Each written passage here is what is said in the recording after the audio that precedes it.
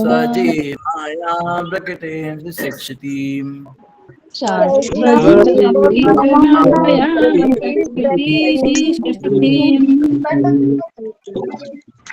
अनामरूपात्मनिरूपनामनि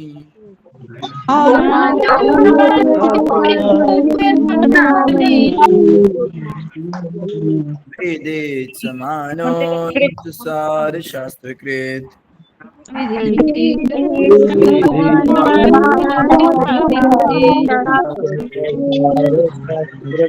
एव भूयो निजवीर्य चोदिताम् सजीव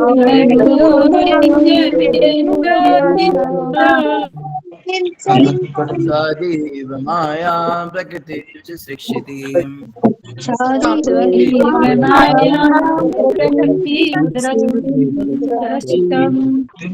नामरूपात्मनिरूपनामनि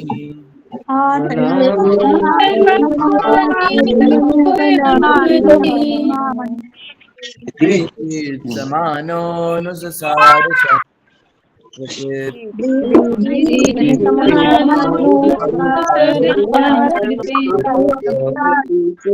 स एव भूयो निजवीर्यचोदिताम्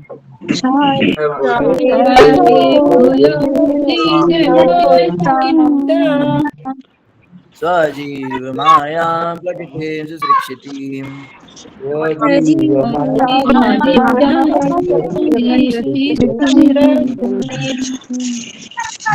नामरूपात्मनिरूपनामनि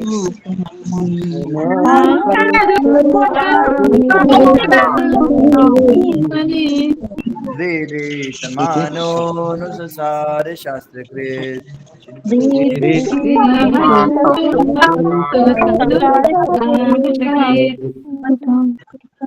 धन्यवाद। जिन भक्तों ने कल श्लोक नहीं पढ़ा था वो लोग हैंड रेस करेंगे। पहले जिन भक्तों ने कल श्लोक नहीं पढ़ा वो लोग हैंड रेस करेंगे। ठीक है, गायत्री माता जी पढ़ेंगे। हरे कृष्ण प्रभु जी दंडवत प्रणाम। सभी भक्तांतरण दंडवत प्रणाम। स एव भूय निज बीर्यो चोदितं स्वजीव मायां प्रकृति शिश्रुक्षत्रिम् अनामरूपात्मनि अनामनि विधि समानानुसार शास्त्रकृत। धन्यवाद। सुमित प्रभु जी पढ़ेंगे। स एव भूयो निजवीर्य चोदितं स्वजीव माया प्रकृति सृष्टिम् अनाम रूपात्मनि रूपनामनि विदितस्मानो अनुसार शास्त्रकृत। धन्यवाद। पद्मजा माता जी पढ़ेंगे। हरे कृष्ण। दंडवत प्रणाम प्रभु जी। स एव भूयो निजवीर्य चोदितां स्वजीव मायां प्रकृतिं स्थिरक्षतीम् अनाम रूपात्मनिरूपनामनि विदित्समानोऽनुससार शास्त्रकृत। धन्यवाद। जिन भक्तों ने कल श्लोक नहीं पढ़ा कृपया सभी हैंड रेस करेंगे। जी सोनाली माता जी पढ़ेंगे। हरे कृष्ण प्रभु जी दंडवत प्रणाम। स एव भूयो निजवीर्य चोदितां स्वजीव मायां प्रकृतिं शुश्रूषतीम् अनामरूपात्मनिरूपनाम्नि विदित्समानो अनुससार शास्त्रकृत। हरे कृष्ण प्रभु। धन्यवाद। अंतर्यामी प्रभु जी पढ़ेंगे। हरे कृष्ण गुरु जी दंडवत प्रणाम। सही भक्तों के चरणों में दंडवत प्रणाम। स एव भूयो निज वीर्य चोदितं स्वजीव मायं प्रकृति शिक्षतिम् अनाम रूपा मनिरूपनामनि विधित्यमानो नुससार शास्त्रकृत। हरे कृष्ण गुरु जी दंडवत प्रणाम। धन्यवाद सभी भक्तों का जिन्होंने श्लोक पढ़ा। तो इसका अनुवाद फिर से एक बार हम पढ़ लेते हैं, फिर हम आज तात्पर्य पर शुरुआत करेंगे। अनुवाद इस प्रकार से है। तब भगवान ने अपने अंश स्वरूप जीवों को नाम तथा रूप प्रदान करने की इच्छा से उन्हें भौतिक प्रकृति के मार्गदर्शन के अंतर्गत कर दिया। उनकी ही अपनी शक्ति से भौतिक प्रकृति को पुनः सृष्टि करने के लिए अधिकृत कर दिया गया। तो यहाँ पे हम पढ़ रहे हैं, जो हस्तिनापुर की स्त्रियां हैं वो भगवान श्री कृष्ण के विषय में परस्पर चर्चा कर रही हैं और वो एक दूसरे को बता रही हैं कि ये भगवान कौन है। ये वही श्री कृष्ण है जिनके अंश स्वरूप महाविष्णु हैं और उनके श्वास प्रति श्वास से ब्रह्मांड आते और जाते हैं, बनते और विनष्ट होते हैं। और जब भगवान श्वास छोड़ते हैं तो तब क्या होता है, अंश स्वरूप जीवों को नाम और रूप प्रदान करने की इच्छा से वो भौतिक प्रकृति के अंतर्गत डाल देते हैं, भौतिक ब्रह्मांड में। और उन्हीं की शक्ति से क्या होता है, भौतिक प्रकृति फिर से सृष्टि करती है। तात्पर्य पढ़ेंगे जगतगुरु श्रील प्रभुपाद जी के द्वारा। जगतगुरु श्रील प्रभुपाद की जय। तात्पर्य छोटा ही है, ध्यान से सुनेंगे। सारे जीव भगवान के अंश हैं। वे दो प्रकार के हैं, नित्य मुक्त तथा नित्य बद्ध। बहुत ही सुंदर फिलॉसफी, बहुत ही सुंदर दर्शन आ रहा है। ये जानना सभी के लिए बहुत इंपॉर्टेंट है। ये जो पिछला श्लोक है इसमें भी हमने बहुत सारी बुनियादी बातें जानी, बहुत बेसिक फिलॉसफी हमने समझी और भगवान को समझा, भगवान के कितने फीचर्स होते हैं, भगवान के कितने स्वरूप होते हैं। आज बात हो रही है जीवात्मा की, तो सभी ध्यान से सुनेंगे, बहुत ही इंपॉर्टेंट बात है। पहली बात तो आत्मा सब एक जैसी नहीं होती, दो तरह की होती हैं। जनरली हमने यही सुना है आत्माएं सबकी एक जैसी होती हैं, चाहे चींटी में है, चाहे मक्खी में है, चाहे इंसान में है, चाहे देवता में है, चाहे राक्षस में है, चाहे सांप में है, चाहे ब्रह्मा में है, चाहे इंद्र में है, चाहे राजा में है, चाहे गरीब में है, सबके अंदर एक जैसी आत्मा होती है। ये बात सच है, लेकिन तो भी आत्मा दो तरह की होती है। एक तो नित्य मुक्त होती है, एक नित्य बद्ध होती है। नित्य मुक्त आत्मा उसे कहते हैं जो प्रकृति के 3 गुणों से मुक्त है, जिस पर रजोगुण, सतोगुण, तमोगुण असर नहीं कर सकते। मुक्त मतलब खुली हुई। प्रकृति के 3 गुण रस्सी के समान है, जैसे रस्सियां होती हैं ऐसे 3 गुण होते हैं। और दूसरे नित्य बद्ध, बद्ध से आप समझ गए, बंधी हुई। जो आत्मा अभी प्रकृति के 3 गुणों से बंधी है, अर्थात जो सतो रजो तमो गुण में स्थित है। तो जिस जीवात्मा के ऊपर प्रकृति प्रभुत्व जताती है, प्रकृति काम क्रोध लोभ मोह हर्ष विषाद, ये दुनिया भर की जो गंदगी है ये प्रकृति उसको डालती है उसके ऊपर। तो जिस आत्मा के ऊपर उसका असर होता है, जो आत्मा अभी प्रकृति के अंदर बंधी है, उसको कहते हैं नित्य बद्ध है। लेकिन जिस आत्मा के ऊपर कोई असर नहीं होता प्रकृति के इन विकृतियों का, सतो रजो तमो गुण का कोई असर नहीं होता, अर्थात जो पूरी तरह मुक्त है, जिसको कह लीजिए कि ना क्रोध है, ना काम है, ना हर्ष है, ना विषाद है, ना निद्रा आती है, ना जागृत अवस्था आती है, ना भूख लगती है, ना प्यास लगती है, उसे कहते हैं नित्य मुक्त। तो आप सब समझ ही गए हम सब कौन सी आत्मा है, हम सब है नित्य मुक्त। कौन सी आत्मा है हम सब? नहीं प्रभु जी, हम नित्य बद्ध हैं। नित्य बद्ध है प्रभु जी हम। हाँ, ध्यान से सुन रहे 2-3 भर, बाकी सब हंसेरी ला रहे हैं। हाँ, हम नित्य मुक्त हैं। अरे नित्य मुक्त होते तो फिर अभी मोबाइल में आंखें फुड़वा के यहाँ पे भागवतम थोड़ा पढ़ रहे होते। नित्य मुक्त होते तो हमारे हृदय में भागवतम चल रही होती। नित्य बद्ध हैं हम सब, ध्यान से नहीं सुनते वक्त लोग, तुरंत टोकना चाहिए। जी प्रभु जी सुन रहे। हाँ अच्छा, सुन रहे थे पर टोका नहीं, उन्होंने सोचा चलो प्रभु जी शायद मुक्त होंगे। मैं भी मुक्त नहीं हूं, मैं भी नित्यबद्ध हूं। हम सभी नित्यबद्ध आत्मा हैं। और नित्यबद्ध आत्मा का क्या लक्षण होता है प्रभुपाद जी बताएंगे। नित्य मुक्त किसे कहते हैं और नित्य बद्ध किसे कहते हैं, इनके लक्षण क्या होते हैं। अगर आप में से किसी को गलत फहमी है कि हम नित्य मुक्त हो सकते हैं, तो कृपया करके लक्षण सुन लीजिए और जांच लीजिए अपने आप को कि है कि नहीं। नित्य मुक्त शाश्वत रूप से मुक्त जीव है और वे भगवान के दिव्य धाम में, जो दृश्य जगत से परे है, दिव्य प्रेममयी सेवा के आदान प्रदान में नित्य निमग्न रहते हैं। पहली बात तो नित्य मुक्त आत्मा इस संसार में होते ही नहीं है। अगर आप नित्य मुक्त हैं तो आप यहाँ क्या कर रहे हैं? नित्य मुक्त आत्मा इधर नहीं रहते, नित्य मुक्त रहते भगवान के धाम में, ये सब वैकुंठ में रहते हैं। तो आप कहेंगे फिर इस संसार में कोई भी नित्य मुक्त नहीं होता क्या? तो इस संसार में रहने वाला तो नित्य मुक्त नहीं होता, लेकिन वैकुंठ से कभी कभी भगवान अपने उन नित्य मुक्त आत्माओं को इस संसार में भेजते हैं प्रचार करने के लिए, और वो सिर्फ यहाँ पर आते प्रचार करने और उसके बाद वापस चले जाते हैं। उनके ऊपर प्रकृति के गुणों का कोई प्रभाव नहीं होता, उनके ऊपर इस संसार के नियम नहीं लगते, उनके ऊपर वो मुक्त होते हैं यहाँ से।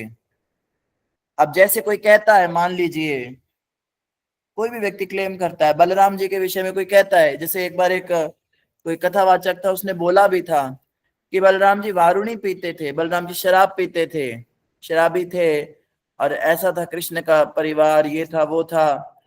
तो बलराम जी की तो छोड़िए, वैकुंठ से आने वाला कोई भी जीवात्मा अगर इस संसार में आके 50 किलो शराब या 500 किलो शराब भी पी जाएगा तो भी उसको नशा नहीं होने वाला, क्योंकि उस पर इस संसार के नियम नहीं लगते। वो 1000 किलो मांस तोल के भी खा जाएगा तो भी उसे पाप नहीं लगेगा, वो यहाँ का नहीं है। जेल के अंदर अगर 4 कैदी रह रहे हैं और उनके लिए नियम बना हुआ है कि उन्हें चक्की चलानी पड़ेगी, नहीं तो उनको पिटाई होगी, तो कभी कभी जेल के बाहर से कोई अच्छा, जैसे कई बार ऐसा होता है कोई संस्था का व्यक्ति जाता है, कोई नशा मुक्ति वाला या कोई इस तरह की संस्थाएं जाती रहती है जेलों में विजिट करने, तो वो इंसान अगर उस जेल के अंदर आकर उन लोगों के साथ बैठेगा और जेल के बाकी लोग कहेंगे अरे चलो अब तो चक्की चलाने का समय हो गया, वो कहेगा मैं नहीं चक्की चलाऊंगा, मेरा मन नहीं है, मैं क्यों चलाऊं, मैंने कोई अपराध थोड़ा ना किया है। तो वो कहेंगे इस जेल में रहने वाले सबको चलानी पड़ती है, तो नियम है, तो वो चलाता नहीं है, और जेलर आकर उनको डंडे मारता है, भाई तुम क्यों नहीं चला रहे हो, कहते ये भी तो नहीं चलाता। जेलर कहते बेवकूफ, ये बाहर से आया, तुम्हारे जैसा नहीं है, इसके ऊपर ये नियम नहीं लगते। मूर्ख होते हैं वो लोग जो भगवान को या भगवान के विस्तारों को, अवतारों को या भगवान के शुद्ध भक्तों को अपने जैसा समझने की भूल करते हैं और सोचते हैं कि इन्होंने ये कार्य क्यों कर दिया, इन्हें भी पाप लगना चाहिए। कोई शिव जी के विषय में कहता है कि शिव जी भांग लेते हैं, या ये सब नित्य मुक्त हैं, ये तो चलो भगवत कोटि के हो गए। कोई जीवात्मा, प्रभुपाद जी भी अगर शराब पी जाते तो भी कोई फर्क नहीं पड़ना था उन पे, उनको पाप नहीं लगना था इसका। नित्यानंद प्रभु अवधूत अवस्था में रहते थे, पता ही नहीं रहता था कब क्या खाया, कुछ भी खा लेते थे, किसी के घर में कुछ भी खा लेते थे, तो सब तरह की चीजें खा लेते होंगे, नहीं भी खाते होंगे, कुछ कह नहीं सकते। या अगर हमारे कोई आचार्य मछली भी खाते थे, कोई शराब भी पीते थे, हालांकि वो ऐसा करते नहीं है, पर उन्हें कोई इसका अपराध नहीं लगेगा। नित्य मुक्त का मतलब होता है जो इस दृश्य जगत से परे हैं और भगवान की नित्य लीला में निमग्न रहते हैं। अब आप गरुण जी के विषय में क्या कहते हैं? गरुण जी तो मछली खाते हैं, गरुण जी तो सांप खाते हैं, बल्कि वो तो अपने भाइयों को खा गए थे। गरुण जी की विमाता विंता से जितने सर्प पैदा हुए थे उनको गरुण जी एक एक करके खा गए, तो क्या आप कहेंगे गरुण जी क्या नॉनवेज खाने वाले हो गए? वो नित्य मुक्त हैं, उनके ऊपर ये नियम नहीं लगते। या फिर अगर कोई अवैध संबंध भी रख रहे हैं, जुआ खेल रहे हैं, किसी भी तरह का कत्ल कर रहे हैं, ये जो नित्य मुक्त आत्माएं होती हैं, इन पर ये सृष्टि के नियम नहीं लगते, क्योंकि वो यहाँ के नहीं होते, वो भगवान के दिव्य धाम से आते हैं। इतना समझ में आया? लेकिन अब सुनिए नित्य बद्ध की कहानी। नित्य बद्ध कौन होता है?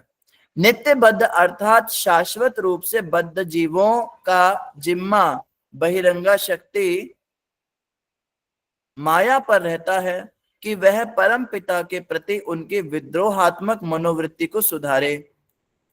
तो यहां से पहली बात पता लग रही है कि जो नित्य बद्ध हैं वो अपने पिता से विद्रोहात्मक मनोवृत्ति रखते हैं। एक बाप के 2 बेटे, एक बेटा तो आज्ञाकारी, दूसरा बेटा विद्रोह करने वाला। पिता ने कोई आज्ञा दी, पहला तो मान जाते हैं हाँ जी पिताजी ठीक है, दूसरा कहते हैं मैं क्यों करूं, मैं क्यों करूं, मैं तुम्हारे हिसाब से क्यों चलूं।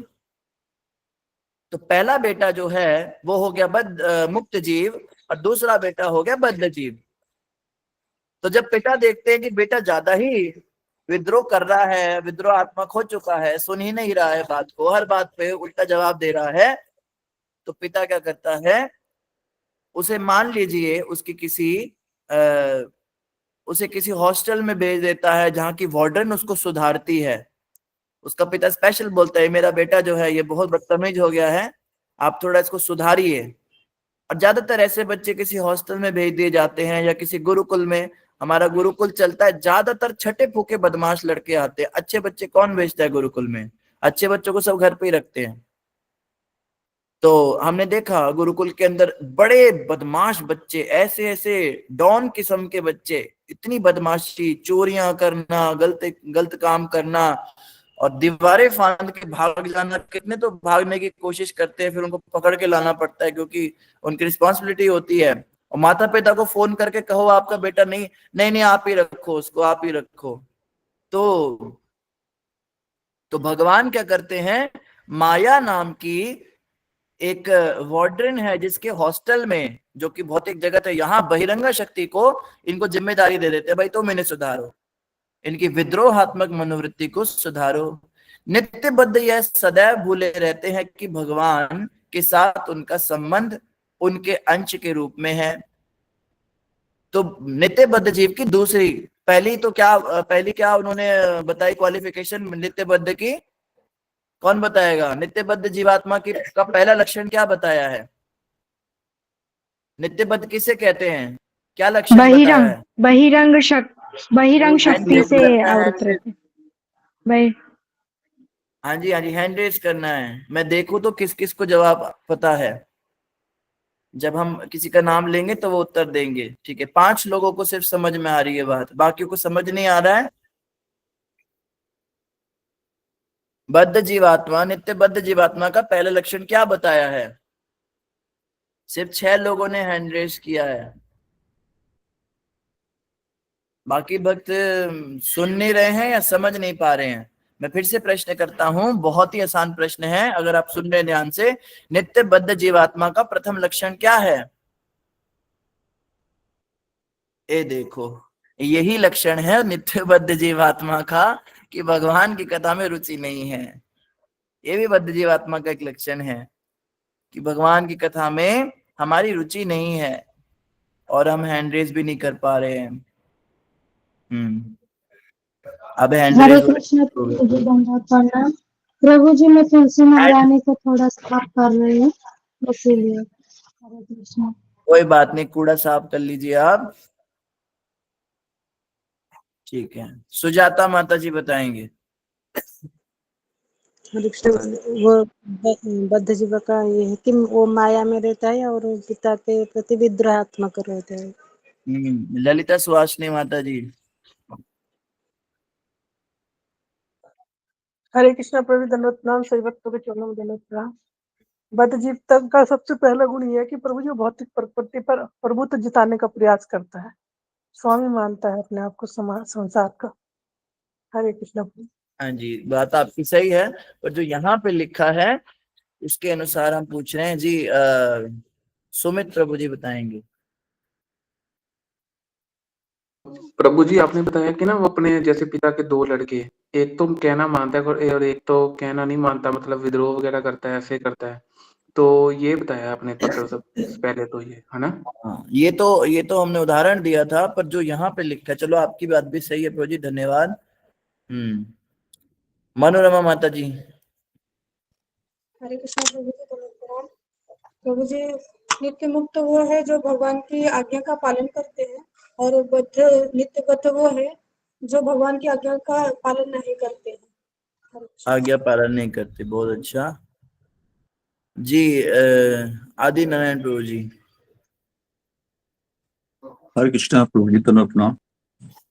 प्रभु जी जिनकी परमपिता के प्रति विद्रोही मनोवृत्ति है, वो हर बात में उसका अपोज करते हैं, विद्रोह करते हैं, वो नित्य बद्ध हैं। हाँ जी, बहुत अच्छा, धन्यवाद। ऐसे उत्तर देना होता है, केवल जितना पूछा गया केवल तो उसकी व्याख्या नहीं करनी, पूरी लंबी व्याख्या नहीं करनी होती, एक लाइन में आंसर देना होता है, वो भी टू द पॉइंट। जी बिन्नी माता जी। हरे कृष्ण प्रभु जी, प्रणाम। जैसे सबसे पहला तो यही है कि भगवान की जो बहिरंग शक्ति है, जो माया है, उससे हम आवृत हो जाते हैं, तो माया का पर्दा रहता है। हरे कृष्ण। बहुत अच्छा, माया में रहते हैं, धन्यवाद। हाँ जी रेखा माता जी। जी हरे कृष्ण प्रभु जी, धन्यवाद प्रणाम। प्रभु जी आपने बताया कि फर्स्ट कि वो एक तो इस संसार में रहते हैं, भौतिक संसार में, दूसरा वो 3 गुणों के अंतर्गत रहता है, वही बद्ध जीव होता है। तो सभी ने बहुत सुंदर उत्तर दिए, धन्यवाद आप सभी का। यहाँ पे यही बताया जा रहा है, नित्य बद्ध अर्थात शाश्वत रूप से बद्ध जीवों का जिम्मा बहिरंगा शक्ति माया पर रहता है कि वह परम पिता के प्रति उनकी विद्रोहात्मक मनोवृत्ति को सुधारे। तो यहां से हमने क्या पॉइंट निकाला कि जो आत्मा परम पिता के प्रति विद्रोहात्मक मनोवृत्ति को धारण करती है वो है बद्ध जीवात्मा। बद्ध जीव मतलब भगवान कृष्ण से विद्रोह करने वाले। आप में से किसी को लगता है आप भगवान कृष्ण से विद्रोह करते हैं या करके आए हैं? हम तो अपने आप को भक्त समझते हैं, हम तो कहते हैं नहीं संसार के लोग बड़े गंदे प्रभु जी, हम तो बहुत अच्छे हैं, हम तो भगवान कृष्ण की भक्ति करते हैं, उनकी पूजा करते हैं, हम तो उन्हें भोग चढ़ाते हैं, हम तो उनकी आरती गाते हैं, हम तो उन्हें स्नान कराते हैं, उनका हरिनाम कीर्तन निकालते हैं, उनके नाम पर कथाएं कर रहे हैं, मैं क्लासेस ले रहा हूं, आप क्लासेस सुन रहे हैं, तो हम कैसे कहें कि हम भी विद्रोहात्मक हैं? कौन बताएंगे हम कैसे विद्रोहात्मक है? हम तो नहीं है ना। चलो भौतिक संसार के लोग तो गालियां दे रहे हैं भगवान को, वो तो उन्हें मान नहीं रहे हैं, नास्तिकवाद की फिलॉसफी बता रहे हैं, लोगों को भटका रहे हैं भगवान के रास्ते पे। हम तो लोगों को भगवान के रास्ते पे लगा रहे हैं, हम तो लोगों को जा जाके बोल रहे हैं भगवान की भक्ति करो, हम तो तिलक लगा रहे हैं उनके नाम का, हम तो गले में कंठी पहन रहे हैं, हम तो उनकी गीता पढ़ रहे हैं, हम कैसे विद्रोहात्मक हैं? और अगर हम विद्रोहात्मक नहीं है तो फिर हम नित्य मुक्त क्यों नहीं बने, हम नित्य बद्ध कैसे रह गए? अगर हम नित्य बद्ध हैं तो हम विद्रोहात्मक थोड़े ना है, हम तो भगवान को अच्छा मानते हैं। इसका कौन जवाब देगा? सिर्फ 4 लोगों को हैंड रेज हुआ है, 5। संपा माता चलिए आप बताइए। हरे कृष्ण प्रभु जी, हम लोग नित्य बद्ध हूँ, इसलिए हम लोग पूरा बद्ध जीव हूँ, इसीलिए हम लोग खुद को मतलब खुद को भगवान के चरण में लाने के लिए ऐसे काम करना पड़ता है कि हम लोग लगे रहने के लिए भगवान के चरण में आ गए, लेकिन हम लोग असली में नित्य बद्ध हूँ प्रभु जी। हरे कृष्ण, माया की आधारीकृत भूत हूँ। चलिए अच्छा बात। जी मोतीलाल प्रभु जी बताएंगे। हरे कृष्ण प्रभु जी, धन्यवाद प्रभु जी। जो नित्य बद्ध आत्मा जो हुआ है, जो माया से कनेक्ट रहती है, माया से अवरुद्ध है, वही नित्य बद्ध है। प्रश्न बदल गया प्रभु जी, ये प्रश्न पिछला था, अभी प्रश्न ये चल रहा है कि हम कैसे नित्य बद्ध हैं, हम तो भक्त हैं भगवान के, तो हम विद्रोह थोड़ा ना करते हैं भगवान से। विद्रोहात्मक मनोवृत्ति कहाँ है हमारे अंदर? प्रभु जी हम माया से भी जुड़े हैं और भक्ति से भी जुड़े हैं, इसलिए नित्य बद्ध हैं। हाँ वेरी गुड, बहुत अच्छा पॉइंट। जी पुष्पांजलि माता बताएंगे। हरे कृष्ण प्रभु जी, धन्यवाद प्रणाम। शायद गलत होगी, हमने पहले ही कुछ भगवान के अगेंस्ट सब कुछ कर चुके हैं, तो अभी हमें ये पता चला है, तो हम इससे निकलने की कोशिश कर रहे हैं, लेकिन अभी हम मुक्त नहीं हुए हैं, तो इसीलिए शायद हमारा कंडीशन अभी। पर हम भगवान से विद्रोह छोड़ना करते हैं। आपके जीवन में कभी विद्रोह होता है? आप कोई भगवान से विद्रोह करते हो? भगवान की किसी बात को ये बोलते हो ये तो गलत कह रहा है, मैं नहीं मानूंगी? हमें लगता है हम नहीं बोल रहे हैं, लेकिन अंदर से शायद होता होगा प्रभु जी, नहीं तो ये भगवान के रूल के अगेंस्ट ये होता ही नहीं, हमें शायद होता होगा, अभी क्लियर नहीं है। ठीक है, धन्यवाद माता जी, अच्छा बताया आपने भी। हाँ होता ही वृषाली है माता प्रभु जी। जी, होता ही है अगेंस्ट, होता हाँ तो है। होता ही है, पर समझाना है ना कैसे होता है, ये समझाना है। चलिए आपका उत्तर बहुत सुंदर था पुष्पांजलि माता, धन्यवाद। हाँ वृषाली माता जी बताएंगे। हरे कृष्ण प्रभु जी, आपके चरणों में प्रणाम, सभी भक्तों को प्रणाम। प्रभु जी अभी हम भगवान की शरण ग्रहण करने की कोशिश कर रहे हैं, मगर पहले हम भगवान से विद्रोह करके इस बहिरंगा शक्ति के अंडर आ गए थे और इसके कारण हम नित्यबद्ध है। और जो नित्य मुक्त है उन्होंने कभी भगवान की तरफ विद्रोह नहीं किया था, तो वो हमेशा नित्य मुक्त रहेंगे। और हम एक तो माया के और अधीन भी है, इसलिए हम नित्यबद्ध है। प्रश्न ये था कि हम भगवान से विद्रोह नहीं करते क्योंकि हम तो भगवान के भक्त हैं। तो यहाँ पे लिखा है कि नित्यबद्ध भगवान से विद्रोह करते हैं, तो हम कैसे विद्रोह करते हैं, ये प्रश्न है। समझाना है, इसका एक्सप्लेन करना है। जी अंतर्यामी प्रभु जी। हरे कृष्ण गुरु जी, दंडवत प्रणाम। गुरु जी, हम भगवान के सिर्फ दिखावटी भक्त हैं। हमारे अंदर अभी भी अहम भाव है। भगवान के लीला, भगवान की कथा श्रवण में अभी भी विरोधाभास है। हम पूर्ण रूप से अभी भी भक्त नहीं बने, ना ही भगवान को समझे। अभी भी अहम भाव के चलते हम किसी किसी स्तर पे भगवान के एग्नेस्ट में चले जाते हैं। हरे कृष्ण गुरु जी, दंडवत प्रणाम। एक और पॉइंट आया सामने, हमारे में अहंकार है। जब तक अहंकार है तब तक हम नित्य बद्ध ही रहेंगे।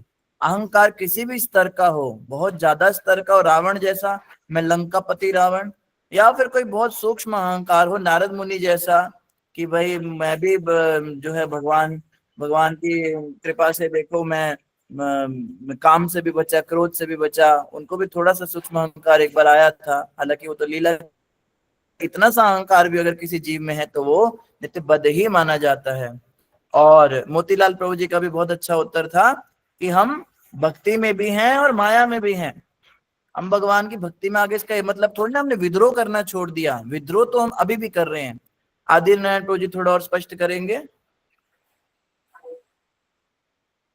जी प्रभु जी, हम बद्ध जीव हैं, इसीलिए इस जेल में हैं, भेजे गए हैं। हम अपने आप को नहीं, पर ये तो पेपर चेक करने वाले होता है, कौन फेल है कौन पास है, वो डिसाइड करता है, और ये हम डिसाइड नहीं करते। तो इसलिए हमें भौतिक जगत में जेल में इसीलिए भेजा गया है कि हम नित्य बद्ध हैं, हमारी मनोवृत्ति विद्रोही है। और हम अब ये हमें समझ आ गया है कि हम विद्रोह करके आए हैं और हम इसलिए सुधार वाले प्रोसेस में हैं।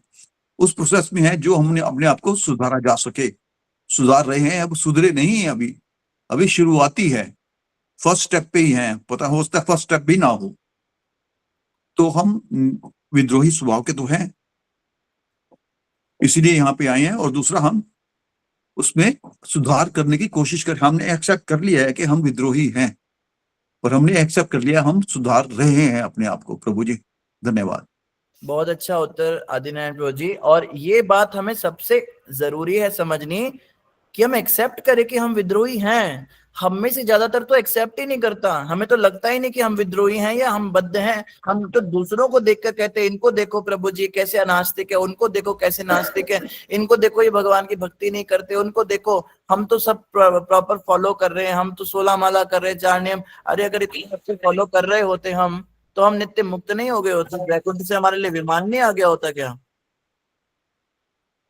हमारे लिए विमान नहीं आया। हम अभी भी हमको केवल जैसे इन्होंने अंतर्यामी शब्द भी बोला, हम अभी दिखावटी भक्त, हम दिखावे ज्यादा करते हैं।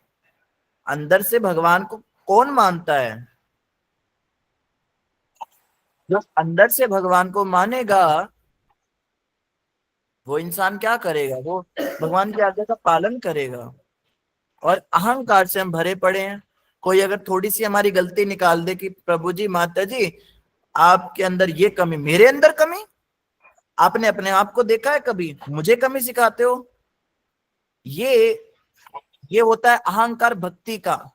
भक्ति का भी अहंकार हो जाता है लोगों को, मैं बहुत सुधरा हुआ हूं, मैं बहुत भक्त हूं। अगर इतने सुधरे भक्त होते तो कैसे हम बद्ध जीव होते? हमारे दिन की शुरुआत कैसे होती है? दिन की शुरुआत होती है, उठते ही हम सबसे पहले भगवान को कौन याद करता है? कोई भी याद नहीं करता। सुबह उठते ही हम केवल अपने विषय में विचार करते हैं कि हमें क्या करना है आज। अरे आज फिर लेट हो गए ऑफिस के लिए, अरे बच्चों को स्कूल भेजना है। हमारा दिन की शुरुआत भौतिकता से होती है, इस शरीर के बारे में सोच सोच के। और दिन का अंत कैसे होता है?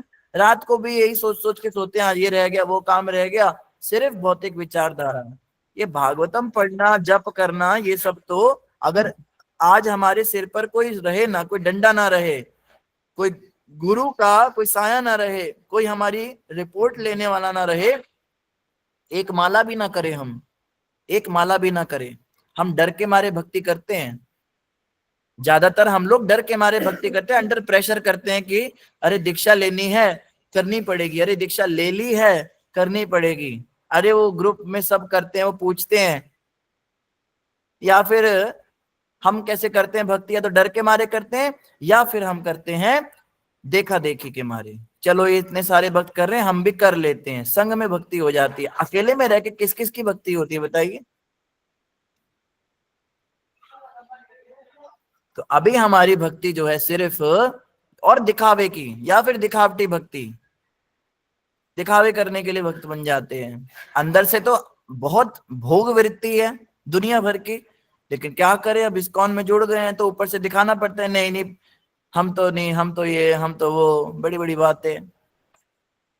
तो हम सारे पक्के वाले बद्ध जीव हैं, भगवान के प्रति पूरा पूरा विद्रोह बुद्धि है अभी भी। विद्रोह का मतलब क्या होता है, भगवान के प्रति विद्रोह। तो आप में से कोई कह सकता है हम तो नहीं भगवान को कुछ कहते, तो भगवान तो हमारे सामने आते ही नहीं, अभी तो हमारी औकात ही नहीं है, वो तो बड़ी औकात से बाहर की बात है। लेकिन भगवान के भक्तों के प्रति विद्रोहात्मक सोच है, गुरु के प्रति विद्रोहात्मक सोच है। गुरु ने कोई आज्ञा दी, क्या हम सारी बातें पालन कर पा रहे हैं? अपने गुरु की बताई सारी बातें हम पालन कर रहे हैं? हम क्या कहते हैं, गुरु महाराज तो ये कहते, प्रभुपाद, लेकिन आज के जमाने में कहाँ इतना हो पाता है, लेकिन हमसे इतना थोड़ा ना हो पाता है, हम ये नहीं कर पाते। मतलब वो भी गलत है, उनको प्रैक्टिकल नहीं पता क्या करना चाहिए। गुरु महाराज तो कहते हैं, भगवान तो कहते हैं चलो सर्वधर्मान परित्यज्य, पर उन्होंने तो हमें परिवार दिया, हमें तो पालन तो करना पड़ेगा ना। इसे ही कहते विद्रोहात्मक बुद्धि, भगवान की बातें सुन के और भक्तों के प्रति भी विद्रोह करते हैं। भक्तों में जो हमारे सीनियर भक्त हैं, मान लीजिए हमारे शिक्षा गुरु हैं या हमारे साथ वाले भक्त हैं, उनकी बातों पे विद्रोह कर देना, ये विद्रोहात्मक बुद्धि बहुत अंदर तक घुसी हुई है हमारे अंदर। गुरु में दोष देखना, भक्तों में दोष देखना, वैष्णवों में दोष देखना, ये विद्रोहात्मक बुद्धि है। बद्ध जीवों में देखते थे कोई बात नहीं थी, लेकिन हम जो सिंसियरली भगवान की सेवा करने, भक्ति करने, इनमें जब हम दोष देखते, ये भी विद्रोहात्मक बुद्धि है कि मैं इनसे बेटर हूं, तभी तो मैं इनके दोष निकाल रहा हूं। ये सब जो है, ये क्या है, ये विद्रोहात्मक सोच है जो भरी पड़ी है हमारे अंदर। नित्य बद्ध यह सदैव भूले रहते हैं कि भगवान के साथ उनका संबंध उनके अंश के रूप में है। ये दूसरी क्वालिफिकेशन बद्ध जीवात्मा की। पहली क्या थी, भगवान से विद्रोह करते हैं। दूसरा, अपने शाश्वत संबंध को भूले रहते हैं, वो कभी अपने आप को भगवान का अंश नहीं मानते। आप कहेंगे हम तो मानते हैं प्रभु जी, हम सिर्फ आधे एक घंटे के लिए मानते हैं, जितनी देर हम भागवतम पढ़ते हैं। उसके बाद दिन भर हम सोचते हैं मैं किसी का पति, मैं किसी की पत्नी, मैं किसी की माँ, मैं किसी का बेटा, ये हमारा संबंध रहता है। सिर्फ ये किसी के एम्प्लॉय, किसी के बॉस। भगवान के अंश के रूप में 24 घंटे कौन स्थित रहता है बताइए?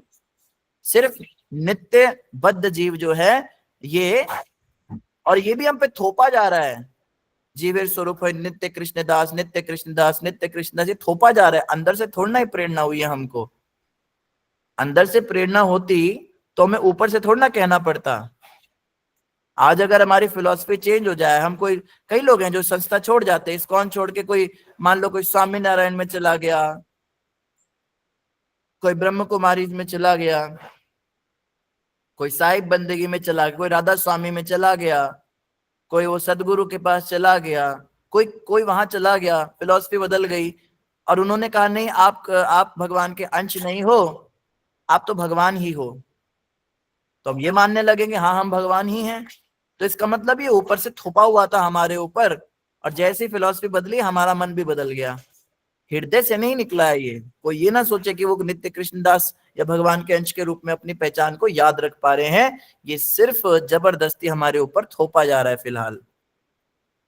तो पहली बद्ध जीव की क्या यहाँ पे बताई, क्या लक्षण है कि वो विद्रोहात्मक है। दूसरी बताई अपने आप को भगवान के अंश रूप में भूल चुका है कि वो भगवान का अंश है। और तीसरा क्या है, वे माया द्वारा पदार्थ के उत्पादों के रूप में मोहग्रस्त रहते हैं और इस तरह वे सुखी बनने के लिए भौतिक जगत में नाना प्रकार की योजनाएं बनाते रहते हैं। क्या कोई है जो हैंड रेज करके कह सके कि हम कभी भी कोशिश नहीं करते सुखी रहने की इस संसार में? हमारे पास, हम तो कभी सोचते ही नहीं प्रभु जी अपने सुख के बारे में। हम तो बैठे बैठे भी सोचते गर्मी लग रही है पंखा चला लो, सर्दी लग रही है कुछ शॉल ओढ़ लो, सुखी हो जाओ। इतनी सूक्ष्म सुख की कामना के लिए ही तो हम जीवन जी रहे हैं। हमें आस होती है चलो आज नहीं कल तो हमारा लक लग जाएगा, कल तो हमें लॉटरी लग जाएगी, चलो हमारे बच्चे ही आगे निकल जाएंगे, चलो नौकरी में से कुछ पैसा आएगा, कुछ खरीद के खाएंगे। सुख की कामना रहती है बद्ध जीवों को, हालांकि मिल नहीं पाता उन बेचारों को, पर सुख की कामना करते, नित्य बद्ध सदैव भूले रहते हैं। हाँ, ये क्या, माया के द्वारा पदार्थ के उत्पादों के रूप में मोहग्रस्त रहते हैं। पदार्थ कहते हैं घर, संसार, शरीर, है ना, ये जो जितनी भी वस्तुएं हैं, जो आत्मा के अलावा सब कुछ पदार्थ है इस दुनिया में। एक तो आत्मा है, दूसरा पदार्थ है। बस इस दुनिया में जो कुछ भी है सब पदार्थ है, और बद्ध जीव उन्हीं के साथ में खेलते रहते हैं। कभी मोबाइल चलाएंगे, कभी गाड़ी में घूम लेंगे, कभी मकान में बैठ जाएंगे, कभी शरीर के जो अलग अलग शरीर हैं, मिट्टी के ढेले हैं जिनमें इनमें अपनी बुद्धि करेंगे, मेरा बेटा है, मेरा पोता है, मेरा कुत्ता है, मेरी बकरी है, इनके साथ खेलते रहेंगे।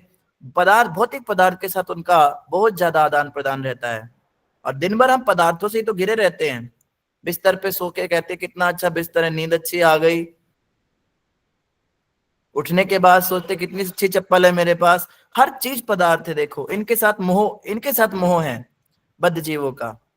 और सुखी बनने के लिए निरंतर भौतिक जगत में योजनाएं बनाते रहते हैं। म्यूचुअल इन्वेस्टमेंट के बारे में योजनाएं बनाते हैं, नौकरी में कैसे इंक्रीमेंट करें उसकी योजनाएं बनाते हैं, बच्चों को ट्यूशन पढ़ा लेते हैं, चलो एक्स्ट्रा इनकम हो जाएगी, कुछ उससे यहाँ से पैसे ले लेंगे, कुछ हम उसमें डाल देंगे, कुछ हम एफडी बना लेंगे, उसका इंटरेस्ट आ जाएगा।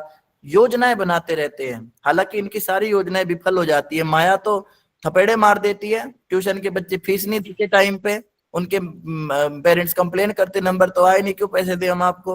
म्यूचुअल फंड वाले जो है वो कहते हैं अभी टाइम लगेगा बहुत, 10 साल के बाद लेना, 10 साल के अंदर मौत ही हो जाती है, म्यूचुअल फंड भी यही रह जाता है।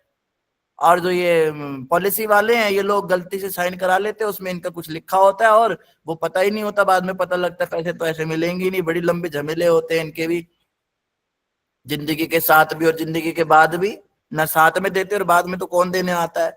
तो इस तरह से माया जो है इनकी योजनाओं को सफल भी होने नहीं देती। तो ये तीसरा लक्षण है, निरंतर सुखी रहने का प्रयास करना। जी आदिनारायण प्रभु जी। जी प्रभु जी, जैसा आपने कहा कि हम पे थोपा जाता है कि आप अंश हैं, परमात्मा के अंश हैं जी। तो प्रभु जी बार बार कहने से, जो थोपने से हमें महसूस तो होने लगता है कि हाँ हम वाकई में अंश हैं परमात्मा के। जो हमारे पास बार बार हमें चाटा मारा जाएगा, गाल तो लाल होंगे ही ना जी। तो हमें महसूस तो होने लगता है वाकई हम परमात्मा के अंश हैं। और दूसरी बात प्रभु जी, अगर एक झूठ भी, सपोज कर लो ये झूठ है, अगर एक झूठ को बार बार बोला जाए तो वो झूठ भी सच साबित होता है। सच लगने लगता है, साबित नहीं होता, लगने लगता है वो इसी सच ही होगा। जी। तो हम वास्तव में अंश हैं। हमें गुरुओं द्वारा बताया जा रहा है, शिक्षा गुरु द्वारा बताया जा रहा है, वेदों द्वारा बताया जा रहा है, स्वयं भगवान ने बताया हम अंश है। तो इसका मतलब हम अंश हैं, ये स्वीकार करना चाहिए ना। तभी हम, अगर हम मानेंगे हम परमात्मा के अंश हैं,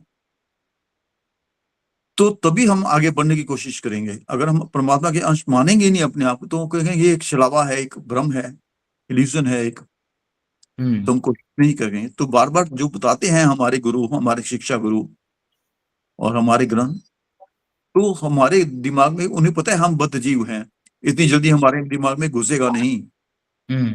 तभी बार बार बताते हैं कि हाँ हम बद्ध जीव नहीं, आप भगवान के अंश हो, बद्ध जीव नहीं हो, आप गरीब नहीं हो, एक अमीर बाप के पुत्र हो।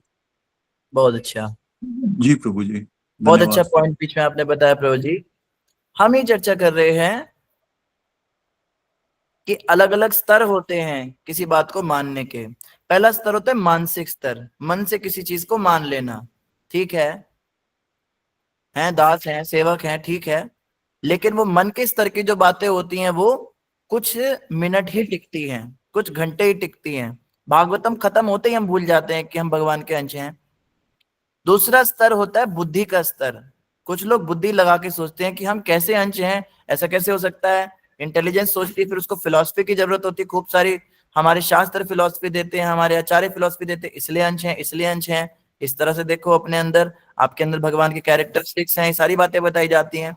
तो बुद्धि के स्तर पर जो लोग मान जाते हैं उनका थोड़ा और पक्का हो जाता है कि चलो मान लेते हैं, अंदर से फीलिंग तो नहीं आ रही पर लॉजिकली तो समझ में आ गया, थियोरेटिकली समझ आ गया, अंश ही होंगे। और तीसरा स्तर होता है आत्मा का स्तर। मानसिक और इंटेलेक्चुअल को कहते हैं बौद्धिक, और उसके बाद में आत्मा को जो होता है आत्मिक स्तर पे जब हमें अंदर आत्मा के अंदर घुस जाती है ये बात कि नहीं हम तो अंश हैं, तो वो परमानेंट हो जाती है, फिर वो कभी निकल नहीं सकती। और आत्मा के अंदर झूठ घुसता नहीं, ये भी समस्या है। आत्मा के अंदर सिर्फ सत्य ही घुस सकता है। तो आत्मा तो सनातन ही है। कोई अगर कर्मों से क्रिश्चियन बन गया, वो बेचारा गॉड नाम से किसी को समझ रहा है, लेकिन कृष्ण की फिलॉसफी उसको नहीं दी जा रही, तो आत्मा के अंदर वो नहीं घुसेगी। आत्मा के अंदर तभी घुसेगा जब वो सही फिलॉसफी अंदर जाएगी। कोई कोई नास्तिक है, कोई उसको मानता है, मान लीजिए लेनिन को मानने वाला है, साम्यवादी कम्युनिस्ट है, ये लोग तो मानेंगे कि भगवान है ही नहीं। आत्मा के अंदर ये फिलॉसफी नहीं घुसेगी कि भगवान नहीं है। उन्हें भी डर लगने पर किसी की तो याद आएगी, किसी को याद करेंगे, हे ऊपर की शक्ति मुझे बचाओ। अब वो कहेंगे बौद्धिक स्तर पे तो हम समझ चुके, इंटेलेक्चुअल स्तर पे भगवान हो ही नहीं सकते, लेकिन अंदर से क्यों ये आवाजें आ रही हैं? तो अंदर तक जो घुस जाए वो है सत्य फिलॉसफी, और वो है कि हम भगवान के अंश हैं। तो हमारे केस में तो चलो सही है, हमें तो सही फिलॉसफी दी जा रही है, इसको थोप थोप के आत्मा में चली जाएगी, पर बाकी जगहों पे जाने वाली नहीं है। लेकिन ये हर किसी की जाएगी नहीं अंदर, ये उसकी जाएगी जो बारंबार इसका चिंतन करेगा और इस सोच में रहने का प्रयास करेगा दिन भर। दिन में 24 घंटे में से कम 10 घंटे तो हम याद रखें कि हम आत्मा है और भगवान के सेवक हैं। और इसीलिए सारा प्रयास है। हरि नाम जप है, कभी आप जप कीजिए तो आपको याद रहेगा हम तो सेवक हैं, कभी आप भगवान की विग्रह सेवा कीजिए तो आपको याद रहेगा हम तो सेवक हैं। ये नवदा भक्ति इसीलिए है, 9 प्रकार से अपने आप को सेवक के रूप में रियलाइज करने के लिए। इसमें लगे रहना है दिन भर, कुछ ना कुछ करते रहिए। 9 भक्ति में से कुछ ना कुछ करते रहिए। कुछ नहीं तो श्रवण कर लिया थोड़ी देर, कुछ नहीं तो थोड़ी देर कीर्तन कर लिया, थोड़ी देर नृत्य कर लिया, थोड़ी देर भगवान के चरणों की सेवा कर ली, थोड़ी देर भगवान से बातें कर ली सखा बन के, थोड़ी देर भगवान की सेवा कर ली। ये करते करते जो है खुद को, ये इसीलिए है ताकि हम खुद को भगवान के सेवक के, भगवान के अंश के रूप में रियलाइज कर सकें। तो जितना अधिक समय हमारा भक्ति में बीतता है उतना ज्यादा हमारे अंदर वो बात चली जाती है। सिर्फ कथा सुनकर और उसके बाद में गूगल मीट पे हरे कृष्णा प्रभु जी, धन्यवाद प्रणाम प्रभु जी, बहुत सुंदर कथा थी प्रभु जी, और जैसे ही माइक बंद किया, हाँ भाई क्या बनाना है बच्चों, आज पाव भाजी खाओगे या पिज्जा खाओगे? अच्छा बाहर खाना है मैकडोनल्ड, चलो बच्चों चलते हैं। और डॉगी को भी घुमाने ले जाना है, चलो डॉगी को भी ले चलते हैं। उसके बाद रात तक कोई चर्चा नहीं भगवान की, और रात को सो जाएंगे। फिर अगले दिन ग्रुप के अंदर आएगा टुडे इज भागवतम क्लास 2 बजे। अच्छा चलो 2 बजे है ना, अभी तो 1 घंटा है, चलो मैं अपनी फ्रेंड के साथ बात कर लेती हूँ, आई हुई है बैठी है। और बता बहन, तेरा वो शरीर का ऑपरेशन हुआ था, तेरे बालों का ट्रांसप्लांट हुआ था, मुझे भी एक्सटेंशन कराने हैं, मेरा नेल पेंट का कलर अच्छा नहीं, तू बता कहाँ से करवाऊं। फिर सारी बातें करके अचानक से 2 बजे हम आत्मा है। अरे हम तो आत्मा हैं, हम तो अंश हैं, और कथा भी नहीं सुनते ध्यान से। ये जो वीडियो बंद करते बेचारे, इनकी तो ऐसी दुर्दशा है, ये चाह के भी वीडियो ऑन कर ही नहीं सकते, क्योंकि ये कथा सुन ही नहीं रहे होते। कोई खाना बना रहा है, कोई रोटी बना रहा है, कोई पति की सेवा कर रही है, कोई बेचारा ऑफिस के अंदर जूझ रहा है, कोई कस्टमर से जूझ रहा है, कोई दुकान पे बैठा 10 रुपए कम देने हैं, नहीं 10 रुपए में कुछ बचेगा नहीं, वो वहां लड़ाई कर रहा है। बद्ध जीव की कैसी दुर्दशा है, 1 घंटे की 1.5 घंटे की क्लास भी सुनने को मिलती नहीं, और बाकी टाइम तो क्या ही एक्सपेक्ट किया जाएगा कि आत्मा करके समझेंगे। ऐसी स्पीड से अगर हम चलेंगे तो हो गई भगवत प्राप्ति। बड़ी दुर्दशा, क्या करें, चाह के भी नहीं कर पाते। कथा सुनते सुनते बच्चा आ जाएगा, माँ तूने मेरा क्या करा, ये तुम मेरा होमवर्क ठीक नहीं था, मैडम चिल्ला रही है। पति कहेगा क्या तूने खाना बनाया, ये देख माँ कह रही है तूने ठीक से नहीं बनाया, चल खाना बना दे। कथा सुनते सुनते कोई आ जाएगा, दीदी चाय चाय खत्म हो गई, घर में थोड़ी पत्ती है क्या, हाँ देती हूँ रुक जा।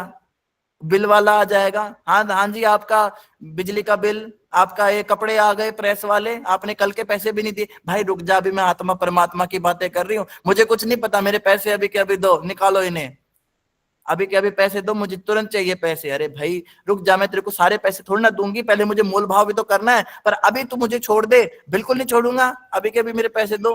तो उसका हिसाब करने लग जाते हैं। ऐसी बुरी दुर्दशा, क्या भगवत प्राप्ति हम करेंगे और क्या, जैसे आदिनारायण प्रभु कह रहे हैं बातें अंदर चली जाएंगी, अंदर तो छोड़ो, ये तो बाहर से यू टर्न मार जाएंगी, मानसिक स्तर पे भी नहीं घुस पाती, बौद्धिक स्तर और आत्मिक स्तर की तो बात ही छोड़ दीजिए, मन के ऊपर भी टिक नहीं पाती, क्योंकि मन भी 1 घंटे कथा सुन ही नहीं पाता, मन में भी 4 चीजें चल रही होती हैं कथा सुनते सुनते।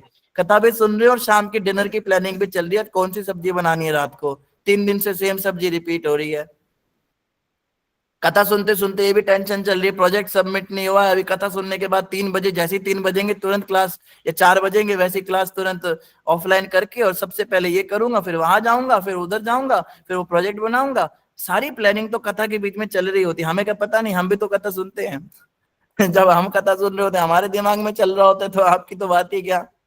हम भी सोच रहे थे शाम को ये भोग बनाना है, उस माता को फोन करना है, वो नाराज हुई बैठी है, वो प्रभु जी को बुलाना है, वहां पे शाम के पुजारी की व्यवस्था करनी है, इधर मंदिर के अंदर गंदगी पड़ी हुई है, उसको म्यूनसिपलिटी वाले को बुलाना है, कूड़े वाले से बात करनी है, हमारी भी सारी प्लानिंग चल रही होती है कथा सुनते हुए।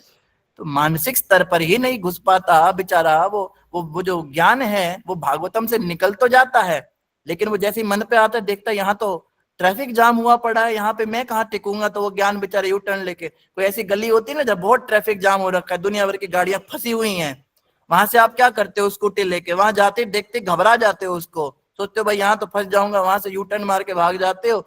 ऐसे ही ये जो दिव्य ज्ञान है भाग जाता है बेचारा, दूर से ही भाग जाता है।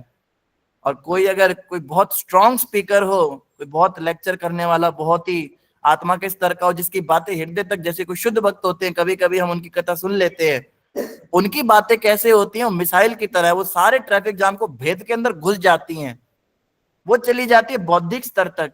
बात तो सही है, शुद्ध भक्तों की बातें सीधे हृदय में प्रवेश करती हैं, लेकिन वो ज्यादा देर टिक नहीं पाते, क्योंकि कथा सुनने के बाद में हम उस पर मनन ही नहीं करते, उसके बाद हम दुनिया भर के काम में लग जाते हैं। तो खैर हमारी तो बड़ी दुर्दशा है, हम क्या ही बार बार रिपीट ही नहीं कर पाते, तो उसको याद क्या करेंगे। तो यहाँ आगे बता रहे हैं, वो योजनाएं बनाता है इस प्रकार से सुखी रहने की, लेकिन सुखी रह नहीं पाता। वे इन योजनाओं को खुशी खुशी आगे बढ़ाते हैं, लेकिन भगवान की इच्छा से योजनाएं बनाने वाले तथा उनकी योजनाएं कुछ काल बाद ध्वस्त हो जाती हैं। योजना बना रहा है बैठे बैठे, मेरी इनकम हो जाएगी, उसके बाद इतने 1000 रुपए मेरे पास जमा हो जाएंगे, 20,000 रुपए में इकट्ठे करके उसको फिर वहां पे इन्वेस्ट कर देंगे, फिर 50,000 हो जाएंगे, इसमें से 10,000 का हम एसी खरीद लेंगे, 20,000 का सोफा सेट खरीद लेंगे। और सोचते सोचते उसके 4-5 घंटे बीत गए, और बाद में पता चला नौकरी छूट गई, रिसेशन हो गया, सारी योजनाएं ध्वस्त। कोई योजनाएं बनाते हैं, कल हम सुबह यहाँ जाएंगे, इतने बजे उठेंगे, मंदिर जाएंगे, वहां पे आरती करके मेरी माला सुबह ही हो जाएगी, उसके बाद फिर बच्चों का टिफिन करेंगे, फिर उसके बाद में हम जो है दोपहर को अपना भागवतम पढ़ लेंगे, पूरा सेट है, कल एकादशी का दिन बहुत अच्छा बीतेगा मेरा। कई लोग एकादशी की प्लानिंग करते हैं, सुबह पता लगा आंख ही 10 बजे खुली है, सारे प्लान ध्वस्त। तो ये योजनाएं बनाने वाले और इनकी योजनाएं दोनों ही भगवान के इच्छा से क्या होता है, ध्वस्त हो जाती हैं। भगवान की इच्छा नहीं कहना मतलब, इच्छा तो गलती हमारी है, भगवान की सैंक्शन से, भगवान की सैंक्शन के बिना कुछ होता नहीं, जैसा कि पहले कहा जा चुका है। तो प्रभुपाद जी कह रहे हैं इनकी इच्छाएं और इनकी योजनाएं सब जो हैं बेकार, तो फालतू की योजनाएं बनानी नहीं चाहिए। हमारे गुरु महाराज कहते हैं, आगाह अपनी मौत से कोई बिशर नहीं, आगाह अपनी मौत से कोई बिशर नहीं, सामान 100 बरस का और पल की खबर नहीं। योजनाएं तो 10 साल की बना रखी और अगले दिन मौत आ जाए कुछ पता नहीं, तो इतनी बड़ी बड़ी योजनाएं नहीं बनानी चाहिए, क्योंकि मृत्यु का कुछ पता नहीं।